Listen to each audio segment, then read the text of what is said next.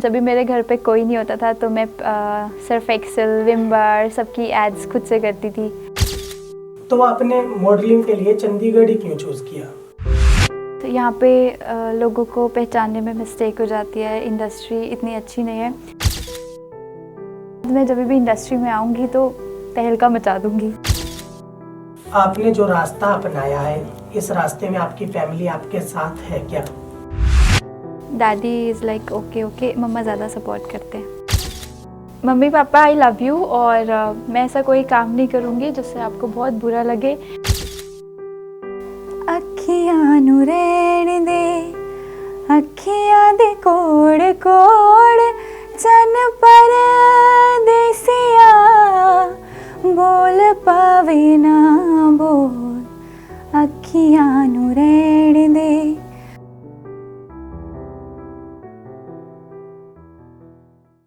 जी नमस्कार, मैं संदीप। स्वागत है आप सभी का हमारे चैनल पर।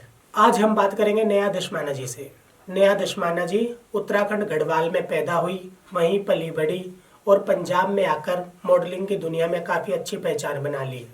नेहा दशमाना जी, स्वागत है आपका हमारे चैनल पर। थैंक यू मुझे बुलाने के लिए। आपने बुलाया और हम चले आए। नेहा जी, मेरा पहला सवाल आपसे ये है, कोई डॉक्टर बनना चाहता है, कोई इंजीनियर बनना चाहता है, तो आपने ये मॉडलिंग वाली लाइन चूज़ की, इसके पीछे क्या कारण था? बचपन से ही मुझे एक्टिंग का शौक़ था और मुझे कुछ ऐसा करना था जो किसी ने नहीं किया। जब भी मेरे घर पे कोई नहीं होता था तो मैं सर्फ एक्सेल, विम बार सबकी एड्स खुद से करती थी और मिरर में देख के कोई प्रैक्टिस करती रहती थी। तो मुझे बचपन से शौक़ था कुछ ऐसा करने का जो किसी ने नहीं किया, तो इसलिए मैंने ये वाली लाइन चूज़ की। तो आपने मॉडलिंग के लिए चंडीगढ़ ही क्यों चूज़ किया? मुंबई भी जा सकते थे आप। मैंने चंडीगढ़ इसलिए चूज़ किया क्योंकि यहाँ पे बहुत सारे प्रोडक्शन हाउस है और मैं यहाँ से सीखना चाहती थी। तो यहाँ से सीख के उसके बाद मैं बॉम्बे जाना चाहती हूँ। यहाँ पे मुझे बहुत सारे सॉन्ग्स और शूट्स आते रहते हैं और मैं हर शूट से कुछ ना कुछ सीखती हूँ। तो यहाँ पे सीखने के बाद मैं बॉम्बे जाऊँगी। आपने जो रास्ता अपनाया है, इस रास्ते में आपकी फैमिली आपके साथ है क्या? फैमिली ने तो नहीं सपोर्ट किया। मेरे डैडी बहुत स्ट्रिक्ट हैं और वो एजुकेशन को लेके बहुत ज़्यादा कॉन्शियस रहते हैं। डैडी ने सपोर्ट नहीं किया, मम्मा ने भी नहीं किया, पर अभी मम्मा सपोर्ट करते हैं। डैडी इज़ लाइक ओके, मम्मा ज़्यादा सपोर्ट करते हैं। इतना सपोर्ट नहीं है फैमिली से। तो आप ये सब कुछ अपने बलबूते कर रहे हो? हाँ, मैं अपने आप से कर रही हूँ सब। तो कितनी मुश्किलों का सामना करना पड़ रहा है आपको?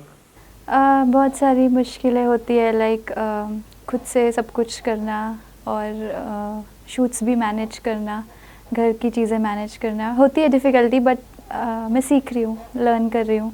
एक लड़की होने के नाते आपको इस इंडस्ट्री के अंदर किन किन मुश्किलों का सामना करना पड़ रहा है? वही दिक्कतें जो सारी गर्ल्स को होती है। लाइक आप बताना चाहोगे क्या दिक्कतें? कोई बात नहीं, आप बताओ, खुल के बताओ। होती है प्रॉब्लम्स यहाँ पे। लोगों को पहचानने में मिस्टेक हो जाती है, इंडस्ट्री इतनी अच्छी नहीं है। गर्ल्स के लिए यही मुश्किल होती है, कुछ बड़ा प्रोजेक्ट करना है तो आपको बहुत सारी कंडीशंस देते हैं वो, लेकिन इग्नोर करो उन लोगों को। अगर आप टैलेंटेड हो तो आप सही पाथ पे चलो। यही प्रॉब्लम्स सब फेस करते हैं आई थिंक सारी गर्ल्स। मैम, आपको आई कोई ऑफर ऐसी? सर, सभी को ऐसे ऑफ़र्स आते हैं, लेकिन इन ऑफ़र्स को इग्नोर करो और ऑफ़र्स आपको फिर मिल जाएंगे। विदाउट ऐसी कोई कंडीशन के ऑफ़र्स भी मिलेंगे।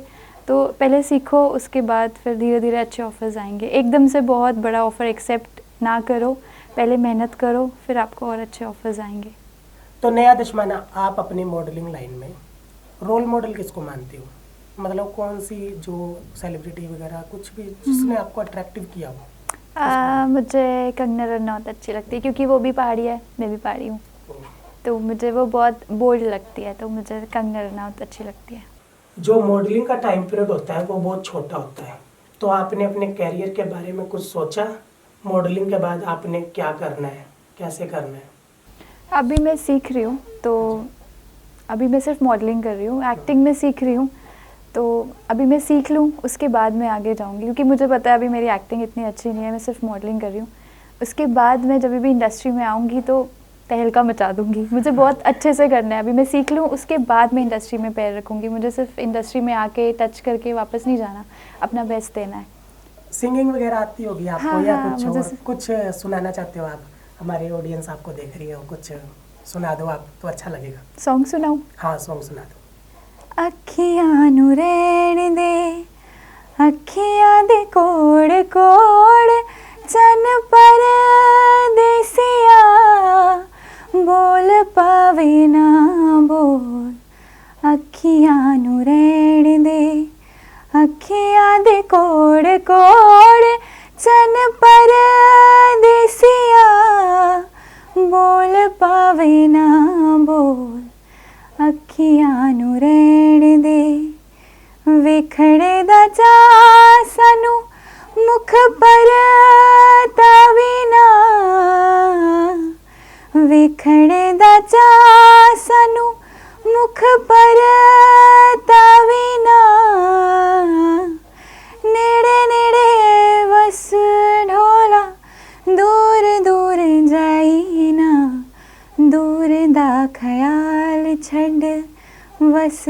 अखियां दे कोड़ कोड़, चन पर देसिया, बोल पावे ना बोल।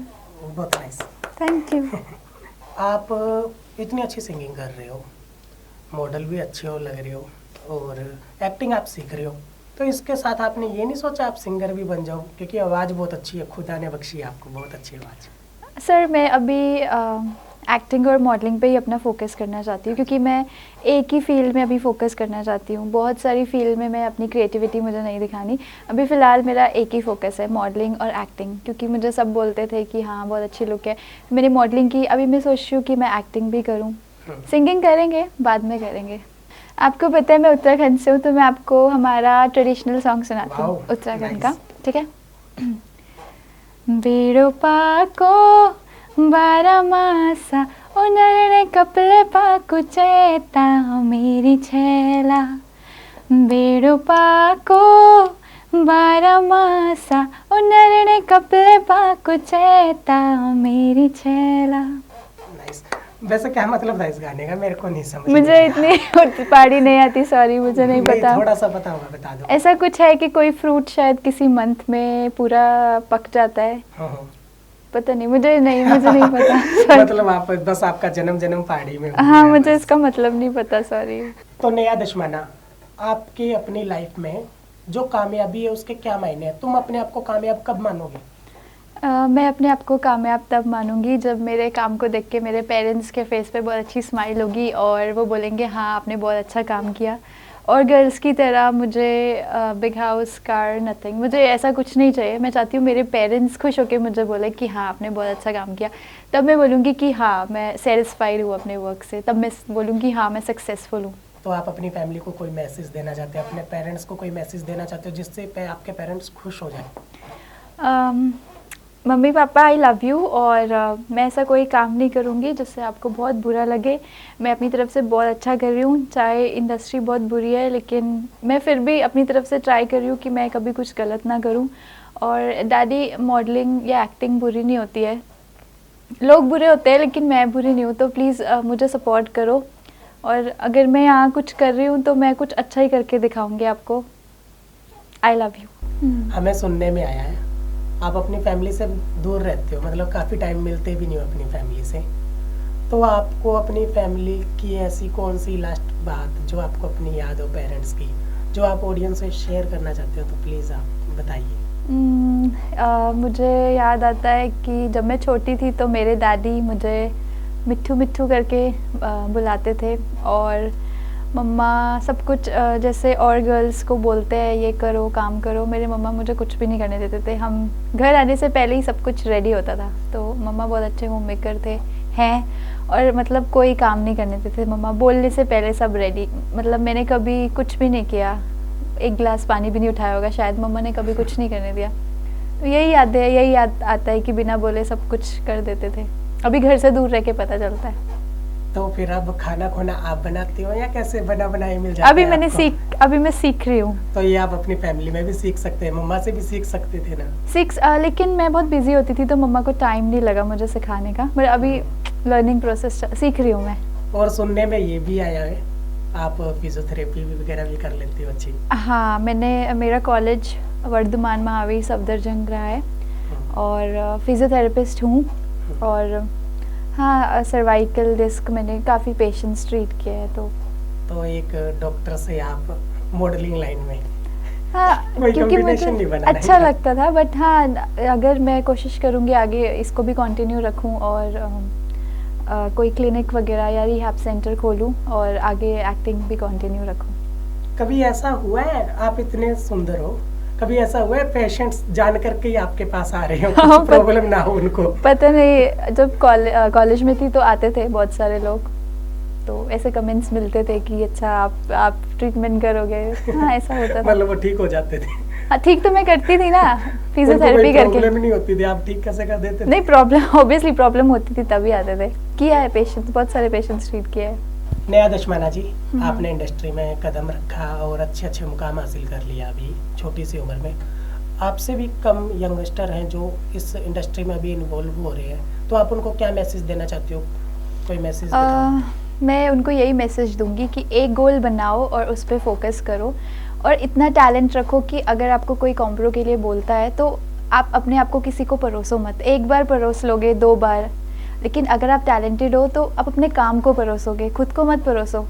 और एक गोल सेट कर लो और उसके पीछे लगे रहो, एक ना एक दिन तो कुछ ना कुछ तो होगा ना। और मेरे दादी बोलते थे कि जब हम मेहनत करते हैं ना तो गॉड उसको विद इंटरेस्ट वापस करता है, कभी तो करेगा। तो नेहा दशमाना जी, तो बहुत बहुत धन्यवाद आपका, आप हमारे बुलाने से यहाँ पर आई। थैंक यू आपका भी बहुत बहुत, और आपने मुझे अपॉर्चुनिटी दी कि यहाँ पे आके मैं अपने व्यूज़ आपको बताऊँ। आपका भी बहुत बहुत थैंक यू। ठीक है, हम विदाई चाहते हैं आपके साथ, इसी के साथ। ओके। तो ये थी हमारे साथ नेहा दशमाना जी। हम उम्मीद करते हैं कि अपनी मॉडलिंग लाइन में ये काफ़ी अच्छे मुकाम हासिल करें। धन्यवाद।